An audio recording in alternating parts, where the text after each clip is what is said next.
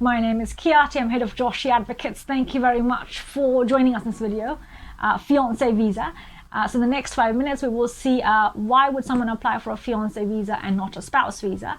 What are the differences between spouse visa and Fiance Visa? And what the documents are. And an excellent find, an exemption based on COVID-19 policy.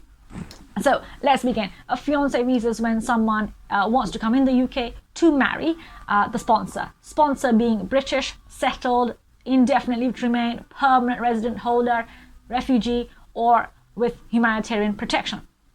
So the person is saying that we want to marry, we're in a relationship, we have intention to marry. Keep that word in mind, intention. How is it different from a spouse visa? There are only two differences. Everything else is the same. One, the fiance visa, when granted, is for 6 months entry, and in that 6 months, the fiance applicant marries a sponsor in the UK and then applies for the spouse visa in country and gets 2.5 years. So that's difference. Just a backup on this is financial pressure, because you would do the entry clearance fiance visa application fee, which is about £2,723, and then 6 months later paying the Home Office a spouse visa application fee, which is £2,052. And that's not to say there's legal fees. So that's one. Two, in terms of documents, you see a spouse visa would require a marriage certificate because a spouse. In a fiance visa, the document isn't one.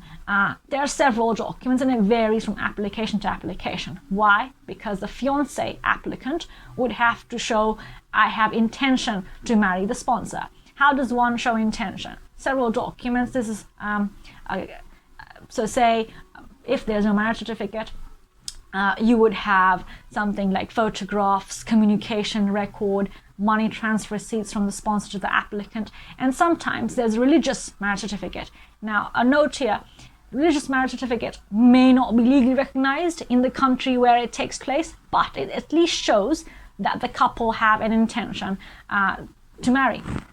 So I think it would be helpful to submit that on the proviso that, look, it suggests our intention to marry.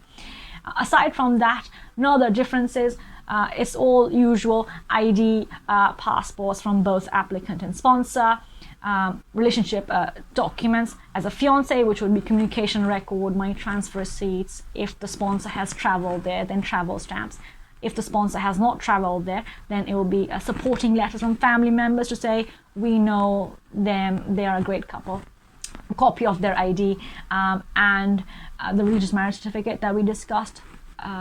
That will be good. So that's relationship. The third is, as usual, financial requirement. The sponsor would have to meet a fiance visa application requirement, $18,600, or if the sponsor is exempt because the sponsor is in receipt of attendance allowance, PIP, carriage allowance, so the sponsor does not have to meet the financial requirement.